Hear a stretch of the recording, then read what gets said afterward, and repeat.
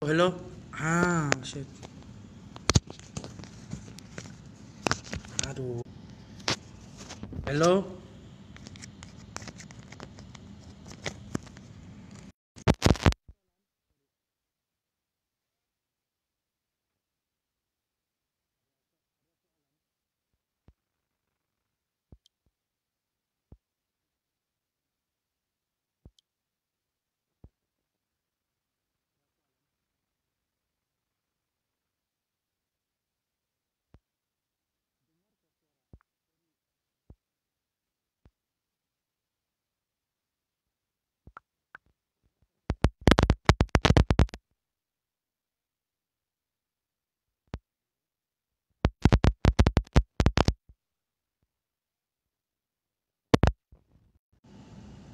Hello, dengarkah suara tadi?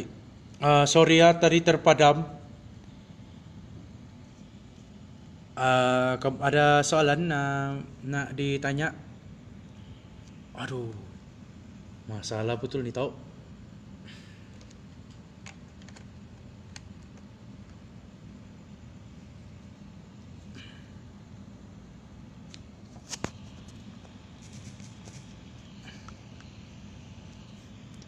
Oke, oke.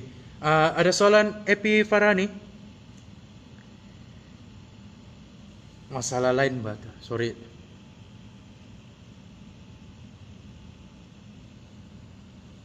Tapi kalau diikutkan, saya berbalik ke kesimpulan. Kalau istilah Maharaja ni, kalau persepsi, dia ada banyak persepsi. Tapi kalau persepsi daripada tempatan, Maharaja ni hanya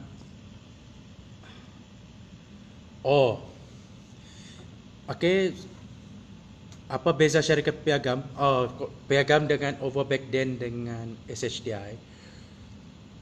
Saya perbetulkan piagam ni sebenarnya lebih baik dia tiada piagam tapi kasih letak namanya Syarikat Borneo Utara British. Dalam terms English hanyalah British North Borneo Company.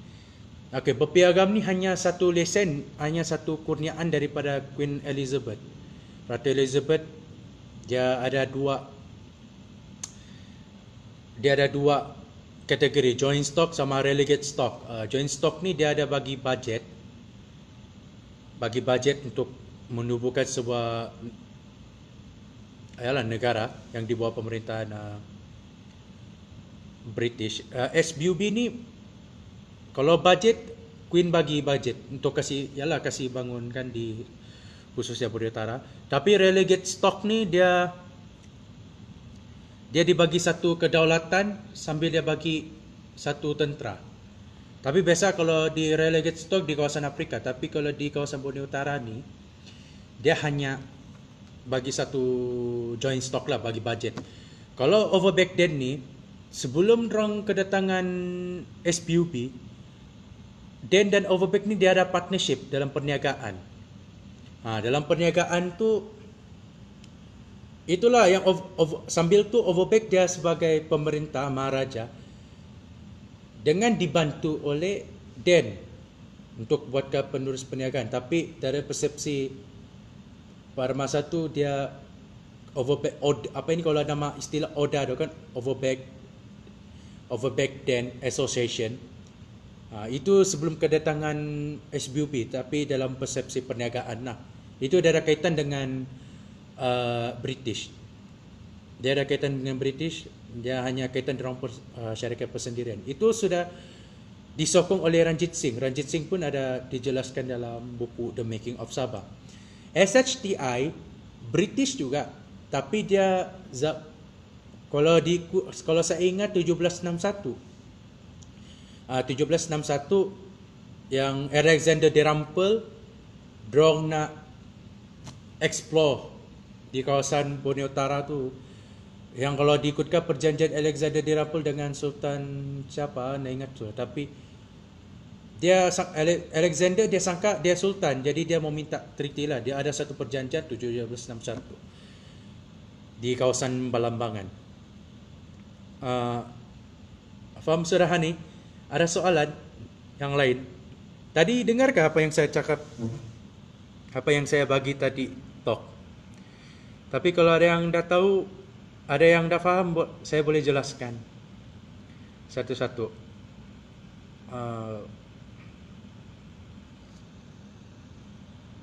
Sorry ya tadi bergegas tadi. Tapi ada soalan pro and sis.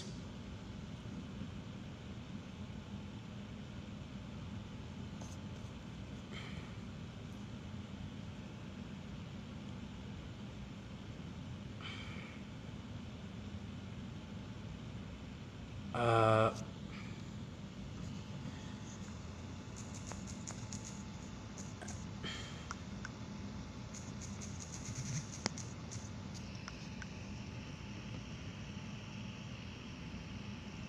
Kalau ada yang muskil tanya, cuba apa ini? Cuba komen saja dulu di bawah, nanti saya coba menjawab.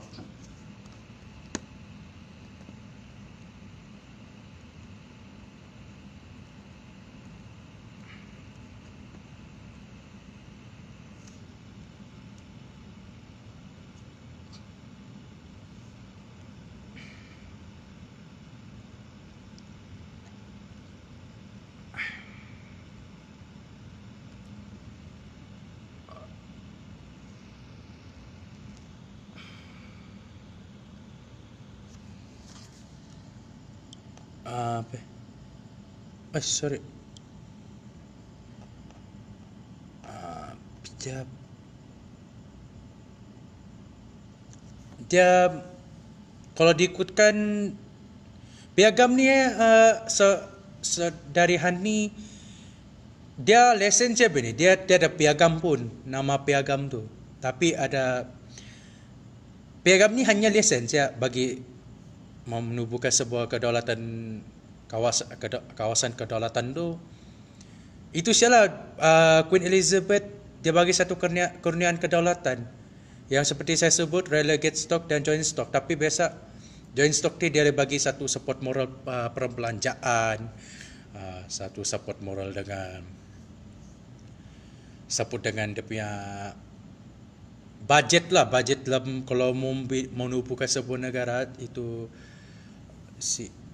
bukan sebuah negara tu sendiri, negara Commonwealth. Jadi dia Queen ni dia bagi satu kurniaan lah, itu saja. Tapi kalau SHTI sama juga, syarikat juga. Nama dua-dua ni syarikat berlainan, tapi dia di bawah British. SHTI ni sebelum tu lagi, sebelum kedatangan BNBC. Yang kalau diikutkan dalam perjanjian 1761 Alexander the Rumpled, itu di bawah syarikat Hindia Timur Inggris. Itu kebiasaan, itu secara literal perjanjian dia, siapa sultan tu, dia kalau diikut Sulu ni dia banyak mengaku sultan, tapi dia mengaku sultan, dia ikut siapa siapa paling kuat dia mengaku sultan. Tapi dia banyak kawasan, dia tempat belambangan lain sultan dia di kawasan Tawi-Tawi, lain lagi kawasan Mindanao, lain lagi. Itu saja. Tapi kalau persepsi dari ini persepsi saya lah, sebab si Hasbo pun sudah cakap begitu, Lake Wright pun sudah sebut begitu, siapa lagi, Tarling pun, Nicholas Tarling. Biasa kalau tepatan, kalau tentang pasal di Wanetara, Awang Hasbo lah. Kalau diikutkan macam dah tahulah, kalau ada pasal penuntutan baru-baru ni yang keluarga orang, saya fikir Sabah Society lama sudah lah, macam tahun ni juga.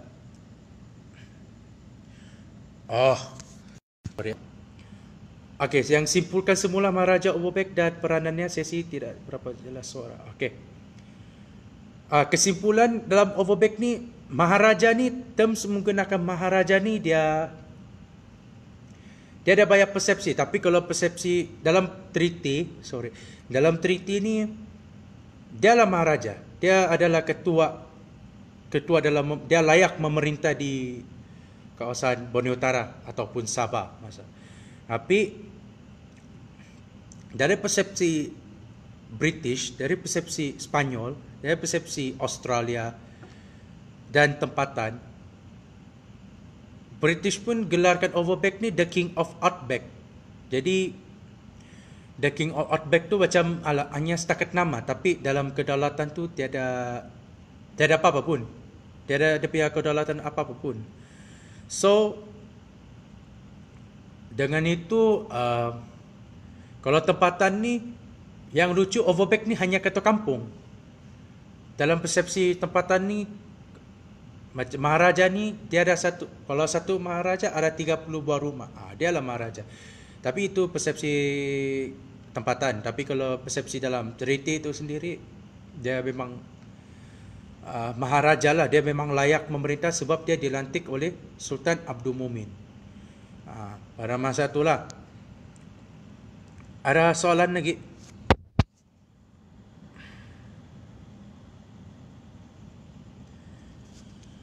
Oh, sorry.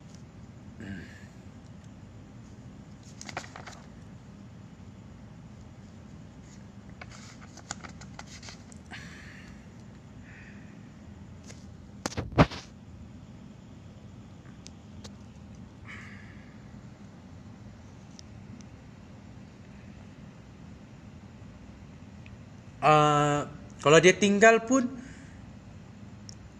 itu tidak pasti, tapi ini dalam persepsi tempatan ini. Si siapa, ada satu tajuknya Mahajaret Sabak. Itu dia dia dianggap sebagai kota kampung, tapi itu dalam persepsi dalam perjanjian tu lah. Tapi kalau diikutkan dia overback tinggal pun, itu tidak pastilah juga dia mana dia tinggal. Dia tak tahu dia di kawasan Bokolong kan. Tapi kalau diikutkan dalam perjanjian tu, dia ada banyak provokasi saudari Hani. Dia banyak provokasi sebab orang Austria tiba-tiba memerintah di Borneo Utara. Jadi itu yang orang marah, terutamanya Sulu, Spanyol, British, Casbrook. Jadi tiba-tiba seorang dia pun datang ke Borneo Utara hanya buat perniagaan. Pada masa yang sama dia dilantik sebagai Maharaja. Taulah dulu, zaman dulu Sultan ni dia bukan kaya pun. Jadi dia mendapatkan uang, mendapatkan pendapatan tu dia tidak menggunakan sudah kuasa, tapi dia menggunakan dapat duit. Jadi dia serah, tapi dia serah secara yang sama dia mau dapatkan duit. Jadi dia bagi kuasa tu kepada overback. Pandai-pandai lah dia buat perniagaan, asal ada hasil pendapatan tu baru dia bayar balik kepada Sultan Abdul Mumin. Dia selama daripada 187 sampai 1881.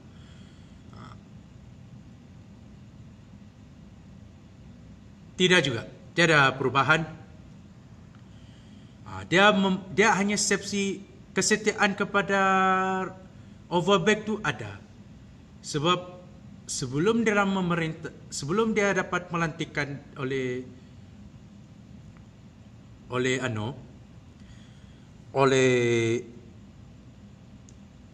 Sultan Abdul Mumin, overback dia sudah ada yang setuju, ada yang tidak setuju.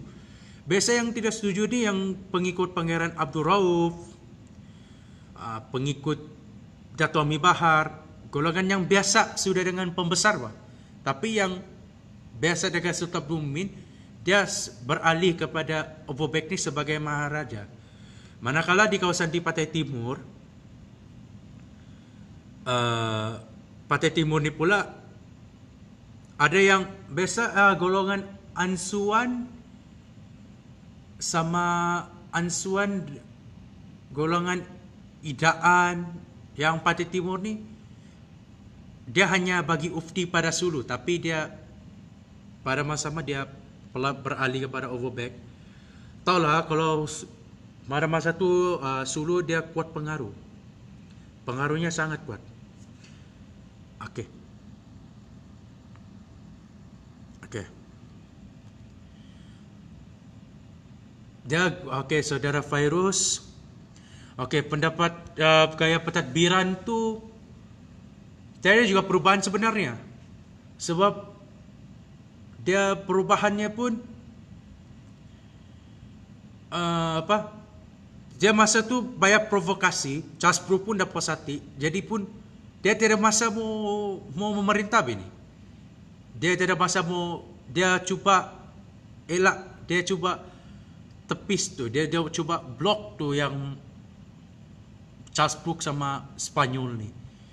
British pun Freden kan kawannya sendiri, jadi dia sambil duri dalam daging lah, tapi dia nak pujuk overback ni macam belilah, saya belilah kau punya geran ni, saya belilah kau punya kuasa kau ni, saya lah memerintah, kau cubalah beralih perniagaan di Amerika sana, macam begitulah lebih kurang. Tapi kalau perubahan pentadbiran tu tak ada juga, dia masih pentadbiran yang sama, orang-orang macam interior ataupun pedalaman ni, tapi dalam efek pentadbiran tu tidak. Tapi kesetiaan tu ada, kesetiaan kepada overback.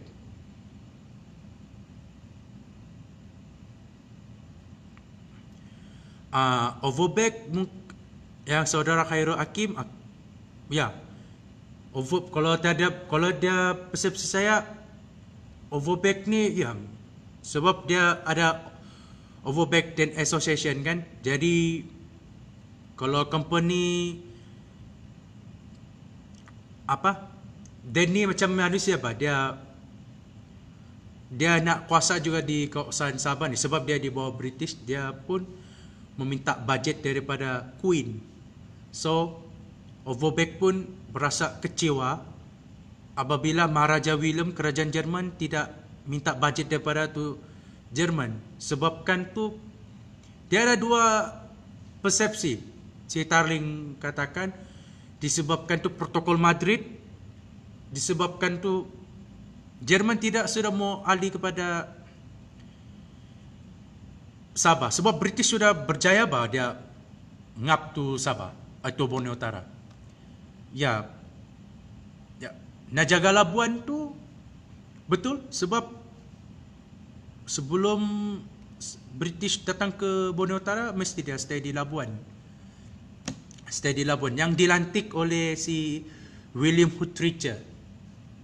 William Huttridge dia gubernur di Labuan masa tu.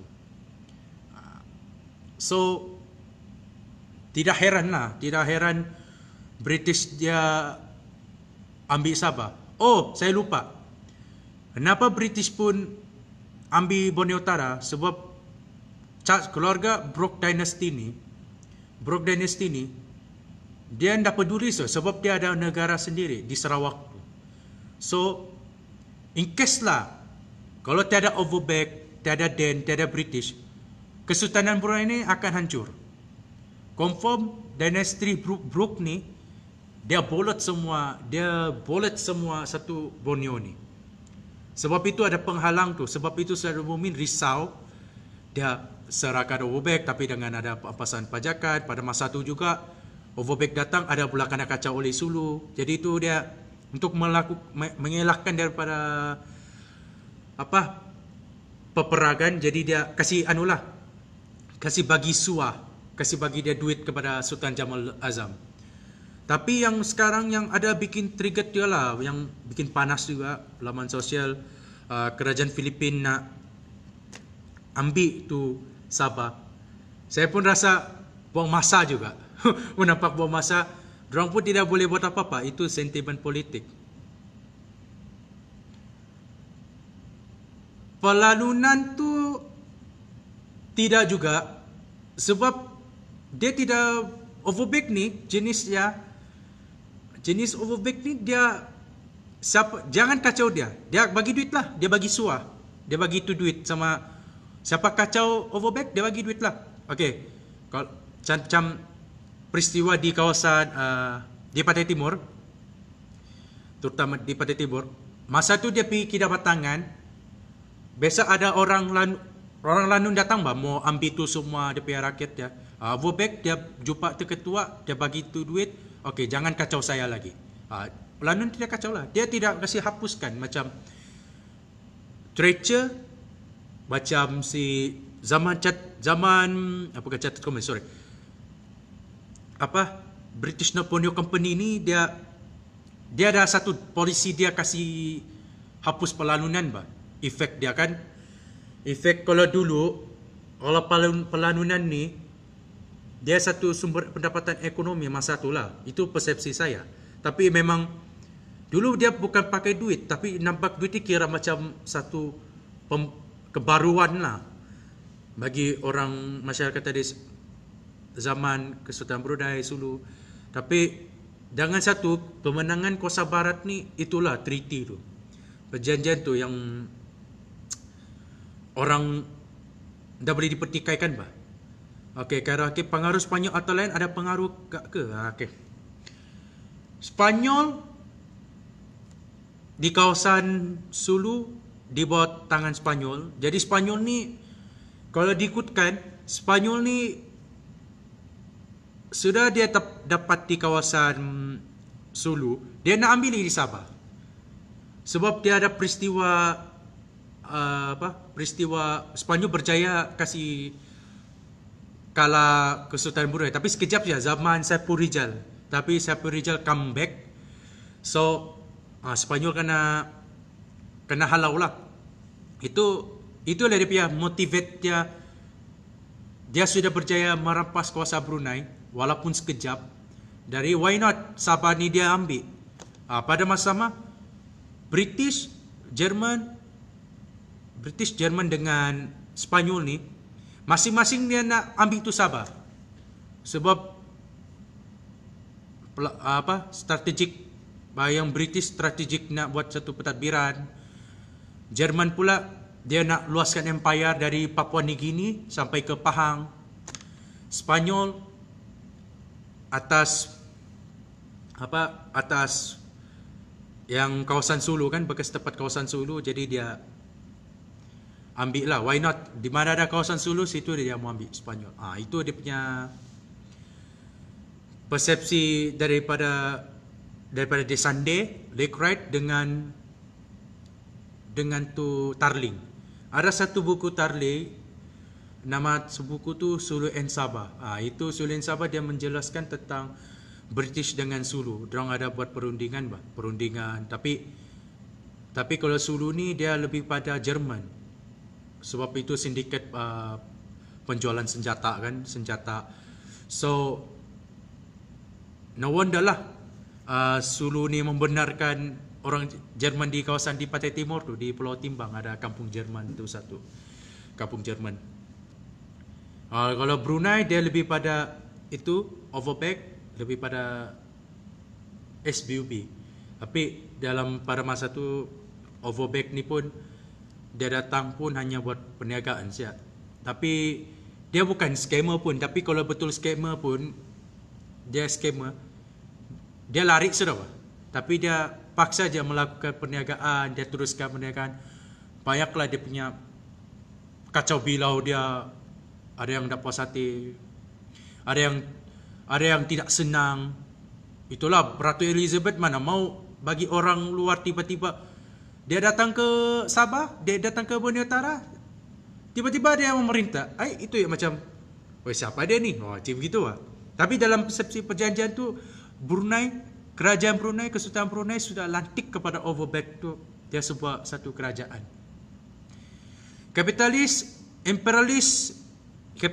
imperialis bagi saya diikutkan separa saja, tapi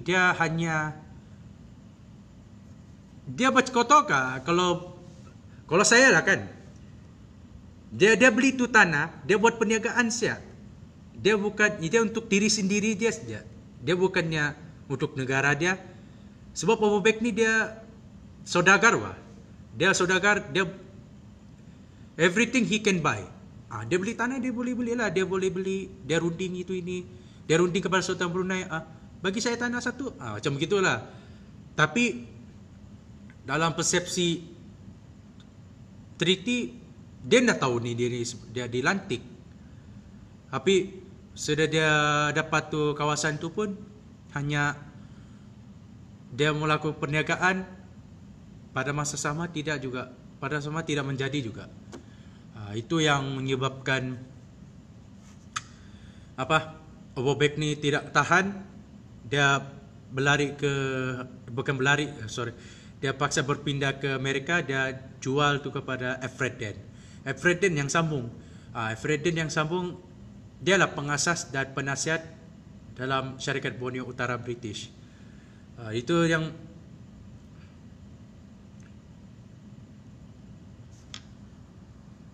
okey. Kenapa penjajahan Sabah agak baru dari Sarawak atau belah lain? Okey. Sabah baru yang seperti saya sebut, Sultan Abdul Mumin ni, kalau ini saya ambil daripada Brok Dynasty, Sultan Abdul Mumin ni dia tidak tahan sudah, sebab Empire Brunei dari Sarawak tu besar bah. Tapi makin awal makin mengecil. Dia punya last kalau boleh, kalau in-case lah dia biarkan dinasti Brooke ni biarkan, Kesultanan Brunei itu tiada, hapus disebabkan Brooke. Itu yang sebabkan kasih jealous ni Charles Brooke, dia kasih lantik tu Overbeck sebagai maharaja. Sebab standard raja dengan maharaja lagi atas daripada raja. Jadi itu menyebabkan dinasti Brooke tu tersekat sebab dia dikuasai oleh Overbeck. Tapi kalau diikutkan dalam Charles Brooke pun dia provokasi Overbeck lah supaya dia lari tempat lain. Tapi Overbeck teruskan buat perniagaan. Okey, tapi kenapa Borneo Utara? Apa yang memboleh dia kenal Borneo Utara ni? Saya ambil Borneo Utara ni apa? Maksud kau macam mana? Nama Borneo Utara ni atau dia kenal Borneo Utara disebabkan itu ada satu kawannya tu si Moses. Dia buat perniagaan juga. Perniagaan Cloudley Moses. Dia buat perniagaan di kawasan Pantai Barat, Kimanis nak silap. Kimanis. Tapi tidak menjadi. Jadi dia jual kepada Overbeck. Jadi kau sambung sialah kontrak ni, konsesi ni, pajak ni. Dengan syarat kau bayar saya, kau terus ke perniagaan. Saka Overbeck ni tanah macam biasa saja, dia beli tanah, dia beli Sabah tu satu kali. So dia dia terus ke perniagaan, tapi pada masa yang sama dia timpa malang sebab orang lain pun dah puas hati, Charles Brooke pun dah puas hati, Sepanyol pun dah puas hati, British pun dah puas hati. Tiba-tiba orang ni ada. Siapa yang kuat memerintah Sabah? Baru dilantik oleh Sultan Brunei lagi. Itu Sultan Abdul Mumin. Kalau konsep dia menubuhkan sebuah kerajaan, dia mesti dia diktiraf oleh satu kerajaan. Jadi itu Sultan Brunei dia satu kerajaan kan. Jadi dia lantik Overbeck ni dia buat satu kerajaan lah. Tapi kerajaan bukan tidak menjadi juga, tapi dia menjadi dalam aspek perniagaan. Tapi kucak-kacir sebab dia baru saja dia nak memerintah, tapi tiba-tiba orang kacau dia kasih bolot situ sini. Sampai dia pun tidak tahan. Dia bagi kepada Efredin, dia jual kepada Efredin. Dia lari lah, dia pergi ke Amerika. Dia buat lagi satu company arang batu. Disangka Sabah ni macam dia kayak sumber juga lah. Tapi dia tidak dapat explore. Sebab kalau diikutkan dia ni mainan politik untuk masing-masing nak ambil Sabah. Sampai sekarang pun kalau lah in case keturunan Overbeck kena menuntut, Tapi tidak jugalah, tidak dapat pun sebab dalam masa sudah nak dalam masa sudah mau menuntut Sabah ni. Tapi atas jasa dia, Spanyol tidak datang, Jerman tidak datang, Chasbrooke tidak datang. Kalau tidak, dia ada dua ni. Kalau Chasbrooke pegang, kita di berada Sarawak. Kalau Spanyol pegang, kita di bawah Filipina. Kalau Jerman pegang, kita di bawah Papua New Guinea. Tapi potential dari Spanyol lagi besar sama Sarawak.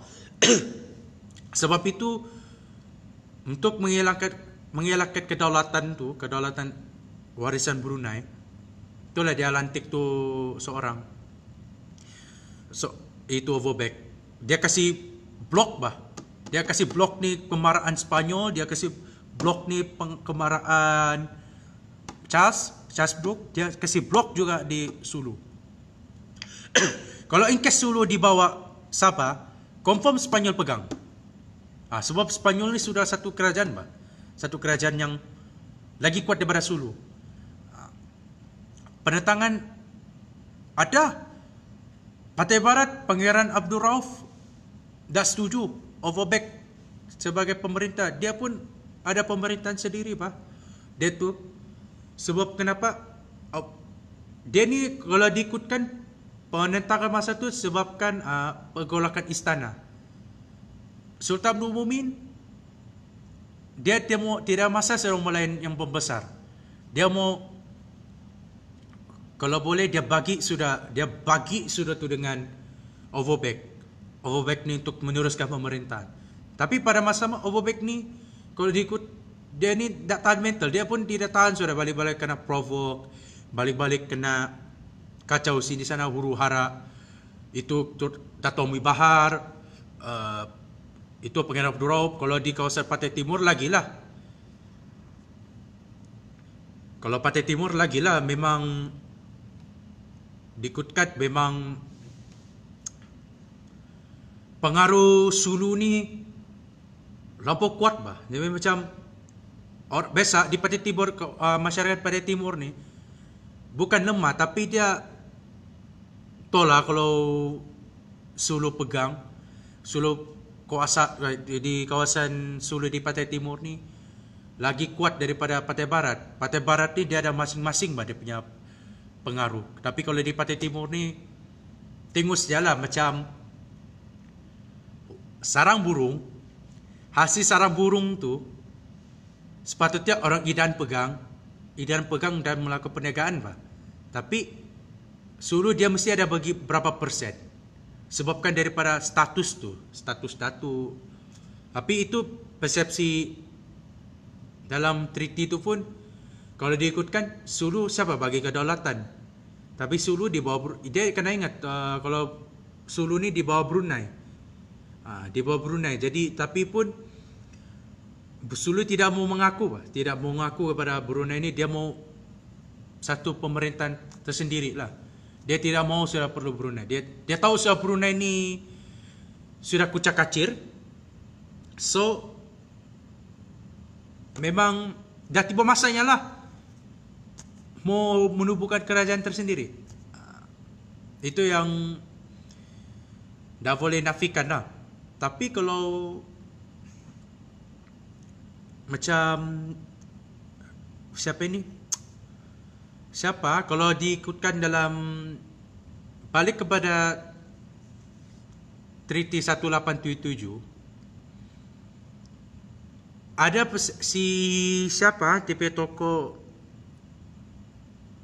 Lickright ni sebenarnya sudah dirancang susun. Dia nak pembahagian wilayah ini, satu macam Sabah, SPUP, macam James Brook di kawasan dia Sarawak, macam di itulah yang dua ni, yang Spanyol tu lain lah. Spanyol dengan tu Tanah Melaya lain lagi. Tapi dia sudah dirancang untuk buat satu apa istilah ni, kedaulatan macam de jure dan de facto. Tapi memang kalau macam keseimbangan bah, kalau dia James Brooke ni dia tamahal pula. Dia memang tamak, dia nak kalau boleh sampai bolot satu Sabah, sampai Sabah pun dia mau ambil. Dengan itu British pun tidak mau. Dia tahu sudah perancangan James Brooke ni kan sudah dibagi betis, nak pahak. Jadi itu dia bagi tu Alfred Dean tu sebagai spy. Dia kawan sendiri kepada Overbeck ni. Overbeck pun datang ke Borneo Utara ni pun hanya setakat daripada Mamat tu sendiri, iaitu Claude Moses dengan Alfred Dean. So dia datang tu, dia sangka macam perniagaan macam umpama macam dia beli tanah, dia buat satu kelapa sawit. Dia beli tanah 20 ekar, dia buat tu macam kelapa sawit. Macam lebih kurang, bukan lebih kurang, macam begitulah dia punya style dia. Tapi dia dah tahu, dia pula tiba-tiba dia dilantik sebagai maharaja. Tapi kalau tempatan, dia ni kata kampung siap. Itu dalam siapa ni, Philip Scuttler. Dia ni hanya sebagai ketua tempatan siap, ketua kampung. Tapi kalau persepsi dalam treaty, maharaja ni standard macam di India di India, Maharaja India. Tapi kalau macam Barat, itu British, Australia di bawah dia kan. Dia ni setakat yang it's a joke. Orang bilang, Maharaja nama sih, tapi dia ada apa-apa pun dia merintah. Lebih kurang apa? Dia macam mentality Overbeck ni kalau diikutkan, kalau dia betul-betul lah dia sayang Sabah dia kalau boleh dia carry on sampai Syarikat Borneo Utara British ni tidak muncul. Tapi disebabkan Alfred Dean berjaya menasihatkan kepada Overbeck, maka wujudlah satu syarikat, itulah Syarikat Borneo Utara British, atau in termsnya British North Borneo Company. Kalau balik kepada piagam, biasa piagam ni hanya bagi lesen ya, tapi ada banyak buku kan. Syarikat Berpiagam Borneo Utara British kan, SBBUB kan. Tapi piagam ni hanya bagi satu budget ya, dia bagi satu lesen. Macam kalau menunjukkan sebuah negara, dia mesti minta macam saya bagi contoh dengan British North Borneo Company ni. Kalau dia diasaskan oleh syarikat, tapi dia boleh memerintah sendiri. Dia mesti minta kurniaan daripada Queen dulu, minta izin, minta budget dulu dengan Queen. Kalau lulus budget baru tubuh tu company lah. Dia ada dua kategori. Si Siva Charalinggam pun dia ada satu buku itu, Pelabuhan Bebas. Tapi dah ingat buku dia. Tapi dia ada menjelaskan relegate stock sama joint stock. Joint stock ni dia pasal budget, pasal macam kalau mau menubuhkan sebuah kerajaan dia minta budget daripada Queen. Kalau relegate stock dia dari segi ketenteraan dengan kedaulatan tu sendiri. Yang case relegate stock ni biasanya di kawasan Afrika. Kalau yang joint stock ni biasanya macam Kanada, yang negara yang asas daripada company, yang diperintah oleh company. Kalau macam yang Afrika ni dia dibagi dia bagi satu kedaulatan lah. Yang case di Zulu di Afrika ada satu clan dipanggil Zulu, ZULU. Apa lagi ya? Wallahualam. Tapi itu salah satu contoh lah yang boleh jelaskan. Okay guys, ada soalan? Sorry ya tadi saya ada yang tak dengar, ada yang tak kuat sound. Saya cuba yang the best. Ini yang persepsi. Kalau mengenai tentang sejarah Sabah, mesti kenal ni Overbeck siapa. Pasal penuntutan, pasal penyerahan, mesti kenal Overbeck tu siapa. Tapi Dalam tu ada juga perjanjian yang 1878 selagi bulan dan bintang. Tapi baru-baru ni Menteri Pertahanan tahun bila tu yang Isyamuddin dia sekat tu, sudah bayar ufti kepada Sulu. Sebab kalau diikutkan Salasila Sulu ni dia banyak history. Jadi kita tidak tahu dia punya salasila tu. Salasila dari mana. So kita tidak tahu siapa negara dia. Lain lah kalau macam Brunei. Kalau Brunei ni dia sudah ada susul galur dari awal ala Petatar sampai Bolkiah. Dia ada salasila sendiri berapa puluh kaki berapa ratus. Kalau macam yang Sulu ni masing-masing dah menuntut. Jamarul Kiram pun masing-masing mau mengaku siapa Sultan Jamalul Kiram. Sampai di KK pun ada mengaku Sultan. Baru-baru ni saya pergi Sabah Society ada juga mengaku Sultan. Jadi bikin takut. Saya ada pergi Sabah Society tu ada diri yang mengaku Sultan. Tapi sebenarnya Sulu dia ada yang tak setuju, ada yang setuju kepada pemimpinnya sendiri. Tapi itu ikut daripada kajian orang lain lah. Tapi ini persepsi daripada kalau diikutkan daripada tempatan, kita pun kalau sebagai anak Sabah kita pun kenal who's Overbeck.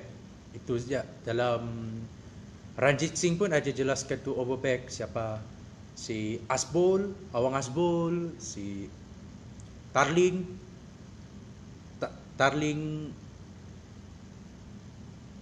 siapa lagi satu tu? Tregening yang mengenai Sabah dari perspektif barat. Kalau tempatan biasa ada sejarawan dari UMS pun Bill Cebala ada dibuat artikel tu juga. Era zaman British Borneo Company. Mindanao merupakan milik Kesultanan Sulu. Mindanao walau alam, tapi Sulu tak pasti juga. Tapi Mindanao ada dia punya history of Mindanao. Diorang ada clan sendiri juga. Itu masalah pada timur ni. Apa yang bikin memenangkan kita disebabkan perjanjian tu, sebabkan kita ada grant. Kita bersyukurlah di bawah Malaysia, kita di bawah di Malaysia. Tapi itu cerita lain lah. Tapi di bawah Malaysia masih Sabah memilihkan kepada Malaysia kan. Kalau in case lah Overbeck tidak ambil peduli, tidak ambil ni perniagaan ni di Sabah. Sulu, Casbuk Spanyol biasa. Kalau potensial yang paling berjaya mengambil Spanyol. Itu yang sampai sekarang trigger tu. Ada satu laman sosial tu apa namanya? Asian Skyline enggak? Tiba-tiba peta Sabah tu milik Filipin. Habis tu apa lagi dari zaman Makapagal pun tidak tahu apa itu Sabah. Dia just yang provokasi untuk mendapatkan undian, untuk mendapatkan menarik perhatian, mau ambil tu Sabah. Macam kalau Charles Brooke ni pula, Kesultanan Brunei habislah. Dinasti Brooke sudah bolot tu tempat. So yang berterima kasih lah Bobek. Kalau saya lah, sebab kalau wujudkan sebuah Borneo Utara, disebabkan Overbeck lah dia pajak di tempat kepada Sultan Abdul Mumin untuk mengelakkan tu daripada kuasa barat tu sendiri. Dan British sambung daripada Overbeck, dan Overbeck pun tidak tahan masa tu untuk buat perniagaan, balik-balik kena kacau oleh yang tidak diingini. So dia berlari. Dia pindah ke Amerika buat satu company baru Batu Arang. Ada soalan ni ke saudara-saudari lagi yang boleh saya cuba. Ada dapat apa? Saya ada soalan lagi yang ada dalam live ni. Sorry tadi dah 3 kali saya mencari pakai komputer pun tidak dapat. Tidak ada sound.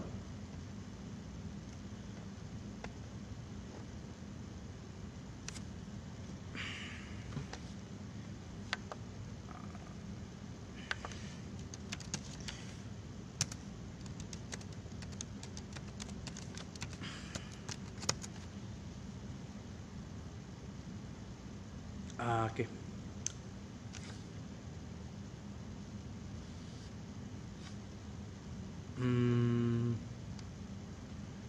Durut.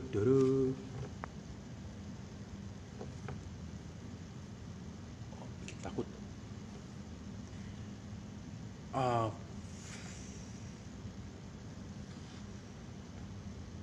Kuliah.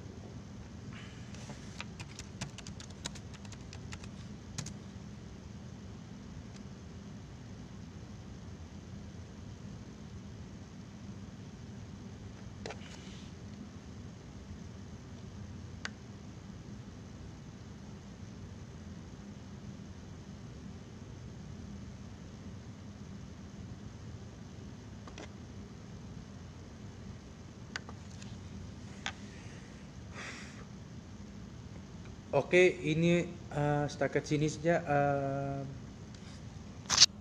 11.50 sudah. Jam berapa habis?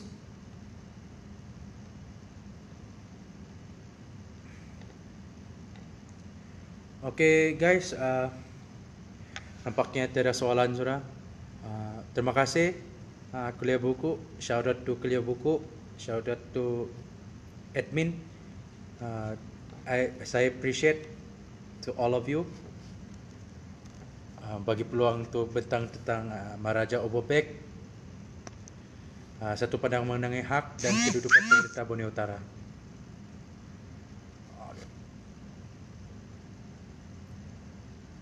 Okay. Sekarang 11.50.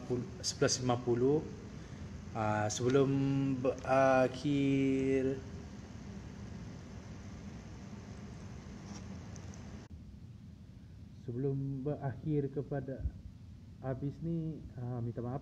Syekh kita lagi.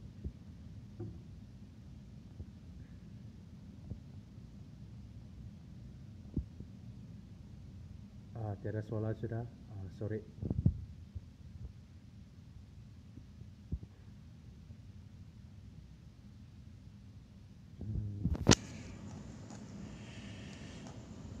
Pakai main telepon sudah.